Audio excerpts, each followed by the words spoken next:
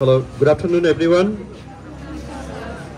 We are fortunate today that we have got one cyclist. He is national cycle rider. He made a record that he has made whole India travel with cycle. All over India, these 33 states. It's not that he's simply traveling and riding the cycle throughout the country, across the country. Besides that, he gives the message for, he's an environmentalist. He works for the nature. The good message is that, that the car and all the vehicles, it's run by fuel, petrol and all those are equally that the fuel, petrol and all natural resources, a day will come, it will be ended, it will be finished. Therefore, why not we make some alternate measures to travel from one place to another? The fuel, the coal, the natural resources, some are renewable and some are not renewable.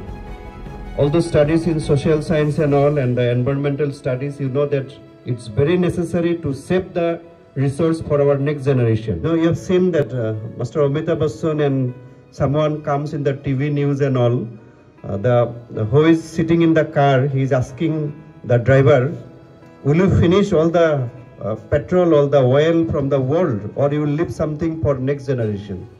A lot of smokes are there, industry and engine and the vehicle and all. Therefore, this is a good message. I appreciate him. He is Mr. Tarak Chandra Pal. He is from West Bengal, 24 Parganas.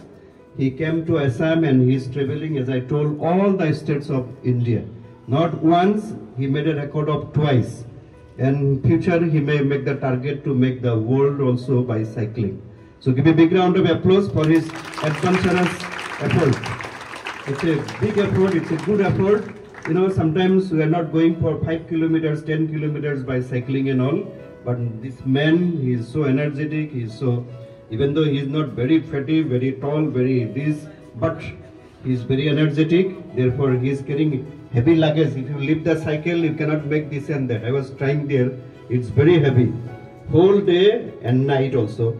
He is taking the adventurous measure because he doesn't know all the people. He cannot speak all the languages also. It's very difficult. If I send you this Tamil Nadu, Kerala and all, you cannot speak the languages. But he takes this adventurous effort that, yes, language is not the problem. But in the world there should be human being. Our environment should be safe. We should get fresh air. We should be free from air pollution, water pollution, all pollution, right? Therefore, once again, I appreciate him and I welcome him to come to our school and share his message. Of course, another day also I told you, language is nothing. It's only communication, medium of communication. Yes, some people are very expert in different languages and there are some are not. This is not a problem.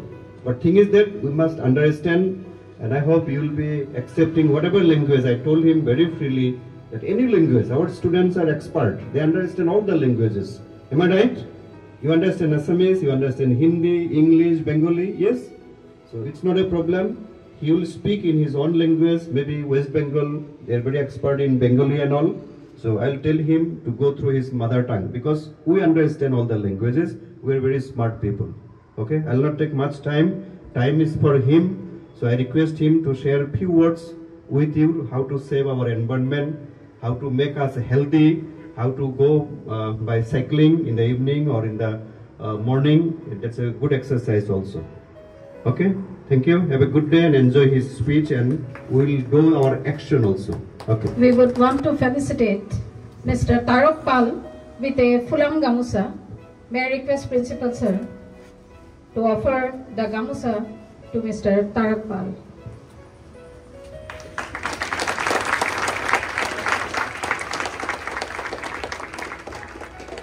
Good morning, everybody.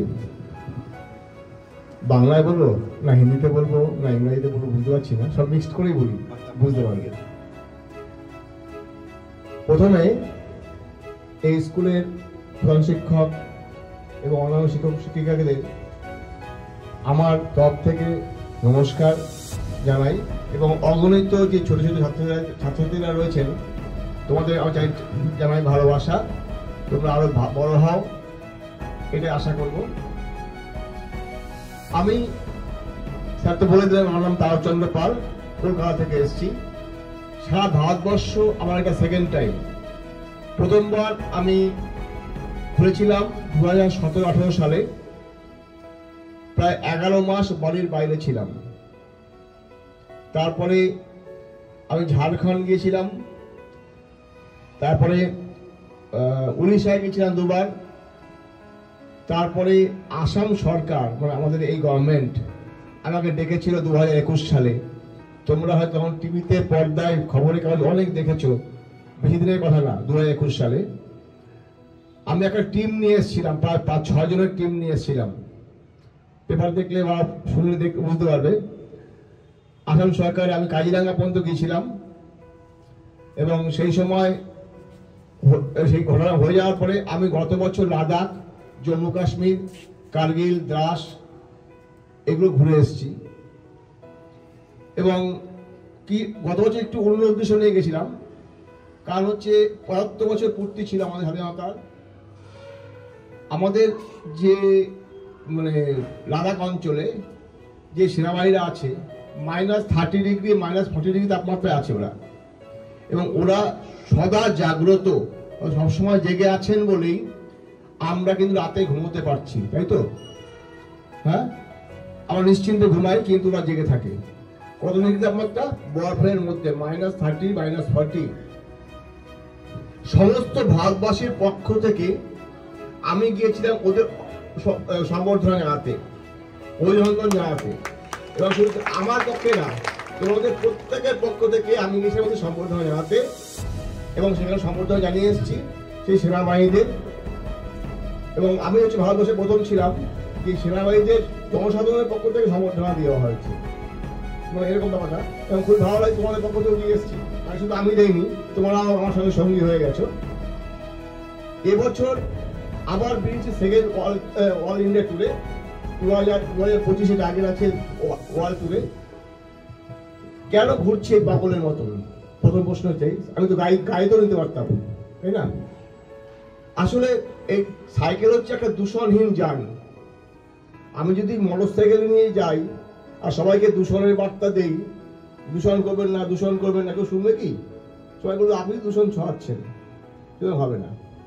তাই cycle নিয়ে বেরোচ্ছি।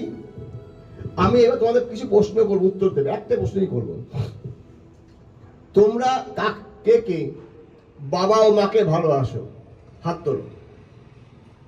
Who loves your parents? I know very well that everyone loves his parents, of course. So plant 2 trees in front of your gate. In front of your gate, father and mother. But you will plant 2 trees in front of your home. When they will pass, and when you will set down the trees, you will feel that your parents blessed you. Understand? Huh? It is very glad moment. I think it is very glad for you. So আমি বলবো একটা কথাই, যে বাবা ও মায়ের 2টো গাছ লাগাও বাড়িতে। বাবাকে যদি সত্যি ভালোবাসো, টাকা পয়সাকে না, বাবাকে ভালোবাসতে হবে। টাকা পয়সাকে না, বাবাকে মাকে ভালোবাসতে হবে। 2টো গাছ যদি লাগাই, বাবা মা চলে যাওয়ার পরেও 2টো গাছ থেকে যাবে, এবং তার তলায় তুমি যখন বসবে মনে হবে বাবা আমার ছায়ার তলায় বসে আছো, নিশ্চয় আনন্দ লাগবে একটা। এবং বাবা মা গাছের মাধ্যমে থাকবে কত বছর? 400-500 বছর বা তারও বেশি, আমি পৃথিবীতে রেখে দিলাম। এর থেকে আনন্দ কি আছে? আমি একটা জীবনে ভুল করেছি, সেটা তোমরা কিন্তু ভুল করো না। আমি যখন স্কুলে পড়তাম একটা গাছও লাগাইনি, গাছগুলো তুলতাম, ঠিক আছে? এর ফলে আমার কোনো চিহ্ন নেই। তোমাদের একটা বিশাল বড় স্কুল আছে, তোমরা নিজেরা স্কুলে গাছ লাগাতে পারো। লাগিয়ে কি নিজের নামটা সেটা দেবে। যখন তোমাদের বয়স 40-45 হবে, যখন তোমাদের পাড়ার লোক ছেলে মেয়ে বাচ্চা ছেলে মেয়ে এখানে পড়তে আসবে, তুমি গর্বের সাথে বলতে পারবে যে দেখবি স্কুলের ওই কর্নারে আমার নামে একটা গাছ লাগানো আছে, বলতে পারবে না? তো নিশ্চয়ই ভালো লাগবে। আচ্ছা, এই স্যার ম্যাডামরা স্কুলে বেশি দিন থাকবে না, 60 বছর হবেন সবাই চলে যাবেন, তাই তো?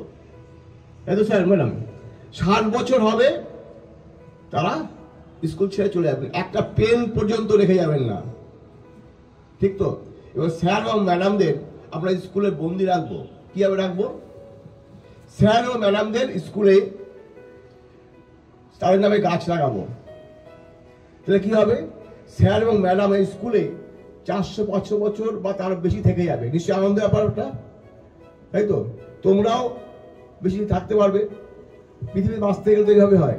এবং তোমাদের দেখে আরো অনেকে উৎসাহিত হবে, হবে তো উৎসাহিত? তাই বলবো একটা কথাই, স্যারদের যদি স্কুলে আটকে রাখতে চাও, ম্যাডামদের নামে স্কুলে আটকে রাখতে চাও, তাহলে অবশ্যই গাছ লাগাবে। আর একটা চুপি চুপি কথা বলছি, স্যার ম্যাডামরা শুনছে না, আমি আস্তেই করে বলছি, ঢেকে বলছি। হ্যাঁ, যেসব মাস্টারমশাইরা খুব রেগে যান তোমাদের উপর, যাতে ভয় করো, খুব রেগে যায়, অনেক মাস্টার আছে খুব ভয় করো, তোমরা দেখে পালিয়ে যাও, তাদের নামে 2টো করে গাছ লাগাও। আর কোনোদিনও ভয় পাবে না, মানে ভাববে নিশ্চয়ই ভয় পাওয়ার কি আছে, তখন ভাববে আরে বাবা আমাকে ভালোবাসে তো, কারণ ওদের রাখবো কেন? ঠিক বলছি তো? আমার একটা কথা, যারা যে মাস্টারমশাই ভালোবাসে, আমি ভালোবাসে আরো বেশি পেতে গেলে তাদের নামও গাছ লাগাও। আর আমার একটা এবারে বাণী, বাবা মা যেমন গাছ লাগানো হয়, এইবার আমার একটা জিনিস নিয়ে বেরিয়েছি, সেটা হচ্ছে গাছ লাগান হেরে হেসে হেসে, গাছ লাগান ভালোবেসে। এবার আমার হেডিং সাইকেল লেখা আছে, হেসে হেসে গাছ লাগান, ভালোবেসে গাছ লাগান। কেন? তোমার যে শত্রু তোমাকে যে ভালোবাসে না, আমার সব জীবনে আছে শত্রু, মৃত্যু সবাই আছে, তাদের নামও গাছ লাগাও। দেখবে শত্রু তো থাকবে না, ভালোবাসা আসবে ফিরে সবসময়, ঠিক আছে? তাদের নামও গাছ লাগাও। এবার অনেক সময় হয় যে এবং তাকে দেখিয়ে দেবে, দেখো তোকে ভালোবাসি বলে আমি এখনো গাছ লাগাচ্ছি। দেখবে এর থেকে বঞ্চার আনন্দ কিছু জিনিস নেই। সে ভাবুক, সে যা ভাবুক, আমি তার নামে গাছ লাগাবো। এইভাবে যদি আমরা গাছ লাগাই, নিশ্চয়ই আমরা গাছ ছড়িয়ে দিতে পারবো। এবং আমি একজন বলি, আমরা সবাই বিখ্যাত হতে চাই তো, সবাই বিখ্যাত হতে চাই। কে বিখ্যাত? বলো, কে বিখ্যাত হতে চায় না? সবাই বিখ্যাত হতে চাই, সেলিব্রেট হতে চাই সবাই। তা আমি তোমাদের বিখ্যাত করে দেবো একদিনে না, হয়তো কিছুদিন সময় লাগবে। 10টা গাছ লাগালে বিখ্যাত হওয়া যায়, 10টা, বেশি লাগাতে হবে, সারা জীবনে 10টা গাছ লাগাবে। আমি বলিনি বেশি করে গাছ লাগাতে হবে। কিভাবে বিখ্যাত হওয়া যায় বলে দিচ্ছি, এদিকে আসুন।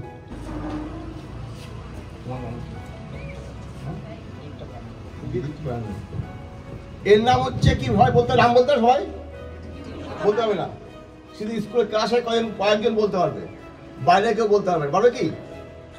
হ্যাঁ, তাহলে ও বিখ্যাত হবে। কি হবে বিখ্যাত হবে? ও কিছু গাছ নিয়ে এসছে, ওর বাড়ির রাস্তা বা আশেপাশে যে অঞ্চল, যে গাছ হোক, আম হোক, কাঁঠাল হোক, যাই গাছ হোক না কেন, ও সেই গাছগুলোতে লাগানোর পরে ও একটা গাছের পাশে লিখে দিয়েছে বিদীপ্ত প্রামাণিক গাছ। আম গাছ লাগিয়েছে, লেখা আছে বিদীপ্ত প্রামাণিক গাছ। জাম গাছ লাগিয়েছে, লেখা আছে বিদীপ্ত প্রামাণিক গাছ। এইবার কি হবে? ওই রাস্তায় যে কেউ যাবে, তখন দেখবে আছে আম গাছ, লেখা আছে বিদীপ্ত প্রামাণিক গাছ, আছে কুল গাছ, লেখা আছে বিদীপ্ত প্রামাণিক গাছ। কি হবে? আস্তে আস্তে আজকে 50 জন, তারপর 100 জন, 500 জন, 1000 জন, 2000 হবে তো, তারপরে আস্তে আস্তে বিখ্যাত হয়ে উঠবে না? তোমাদের বলবো, এইবার নাম দিয়ে গাছ লাগাও, নিজেদের নাম, নিজেরা বাঁচতে হবে। এবার গাছটা যদি বাঁচে, তুমি চলে যাওয়ার পরও সেই গাছটা থাকবে 400 বছর, 500 বছর। ভালো লাগবে না নিশ্চয়ই, যে আমি মরিনি, আমার গাছ রয়েছে বলে আমি মরিনি। ঠিক বলছি? হ্যাঁ, তাহলে আমরা মরতে চাই না, কেউ চাই কি? কেউ মরতে চাই না। আমি যখন জঙ্গল দিয়ে আসছিলাম, অনেক বছর জঙ্গল দিয়ে আসলেন কেন? ওইখানে দিনে বেলা লোক যায় না, সাইকেল নিয়ে লোক যায় না, আপনি হেঁটে যায় না। আমি বললাম তো মরতে আসিনি, আর আমি ভয়ও পাইনি, আমি তো জঙ্গল দিয়ে এসেছি। মানে অনেকেই এমন জঙ্গল দিয়ে গেছিলাম, তাই ওই সব চিন্তা আমরা করে বেরোয়নি। তা আমরা সবাই বাঁচতে চাই, আরো ভালোভাবে বাঁচতে চাই, বিখ্যাত হতে চাই, তাই তো সবাই আমরা? তা আমরা যদি গাছ লাগিয়ে বিখ্যাত হওয়া যায়, হয়তো নাকি? তাই তোমরা নিশ্চয়ই গাছ লাগাবে।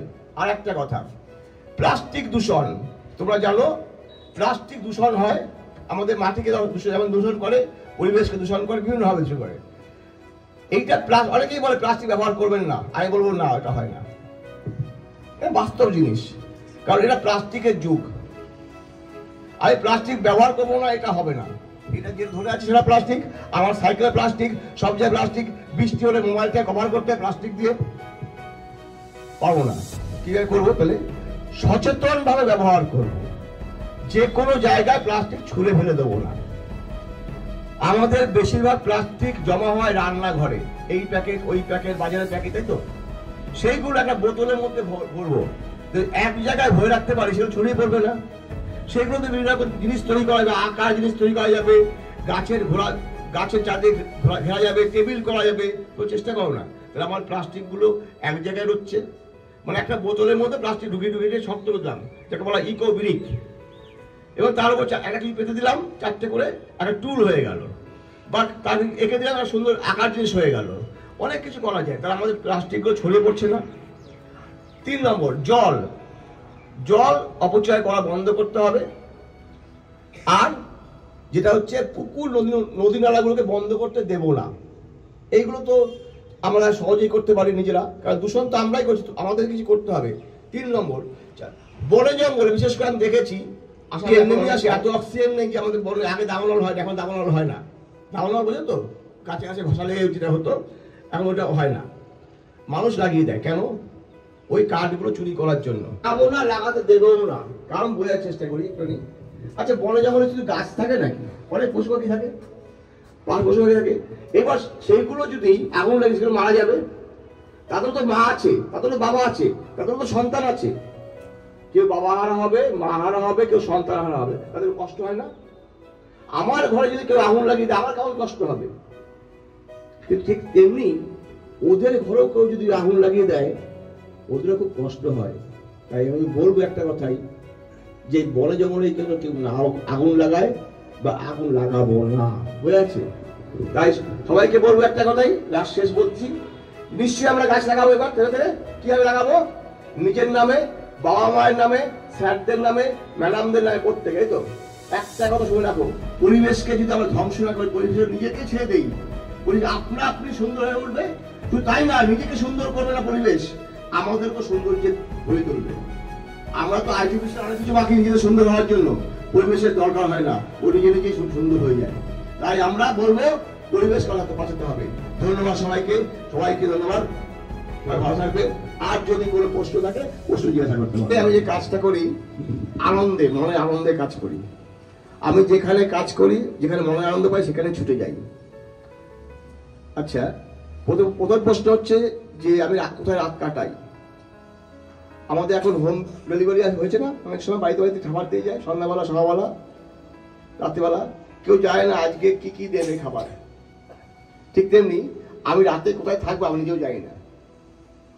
রাতে কোথায় থাকবো, যাচ্ছি তো যাচ্ছি, সন্ধ্যা হয়ে থেকে যাবো, কোথায় থাকি নিজেও জানি না। কোনো সময় থানা, কোনো সময় ধাবা, কোনো সময় হোটেল, কোনো সময় এরকম একটা সেট পেয়েছি তার তলায়, কোনো স্টেশন, কোনো বাস স্টেশন, বিভিন্ন জায়গায় রাত কাটিয়েছি। জঙ্গলে টেন্ট আছে, জঙ্গলের মধ্যে কাটিয়েছি, ঝাড়খণ্ডে গভীর জঙ্গল, কেউ নেই, আমি জঙ্গলে রয়েছি। সকালবেলা উঠলাম যখন, ভাবলাম বেঁচে আছি। হ্যাঁ, এবং আপনাকে হয়তো আমি বলিনি, লাদাখ যখন গেছিলাম আমি ভাল্লুকের পাল্লায় পড়েছিলাম। রাত্রিবেলা বেরিয়েছি, তা ওই নিচে ছিল ওরা কি হয়, ফুলকপি আর বাঁধাকপি আছে, খেতে আসে। তখন কি হয়েছে, আমি যখন নিচে নেমে এসেছি, আমার দেখে এইটুকু ডিস্টেন্স, মানে খুব জোর 4 থেকে 5 ফুট ডিস্টেন্স, আমাকে খেয়াল করেনি, ওরা তো খাচ্ছে।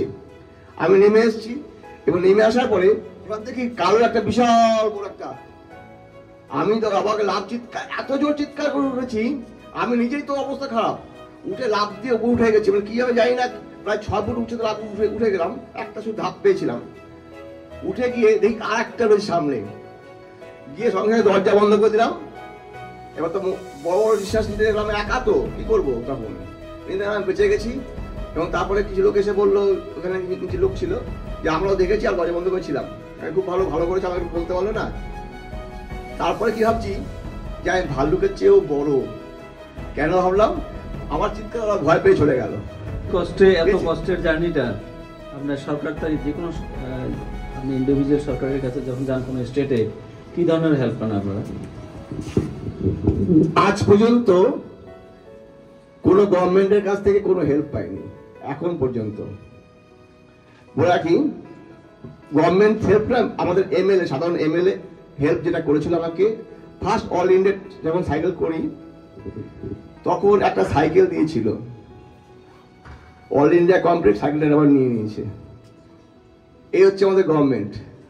এখন পর্যন্ত কোনো যা হয় স্কুল থেকে কিছু দেয়, মানুষ দেয়, এইভাবে চলছে, এইভাবে আমার সাহায্যে চলছে, আমার চলছে, আরো কাজ চলে, মানুষ ভালোবেসে খাওয়ায়, থাকতে দেয়, ঠিক আছে, এরকমভাবে চলছে, ভালোভাবে চলছে, অসুবিধা হয় না। হ্যাঁ, কোনোদিন কষ্ট করতে হয়, কোনদিন দুটো বিস্কুট খাই, কোনদিন পেট ভরে খাই, কোনদিন মাটিতে শুই, কোনদিন রাজপ্রাসাদেও শুই, মানে কোনো চিন্তা এসে না, মনের ফুর্তি সব জায়গায়, এইভাবে চলি।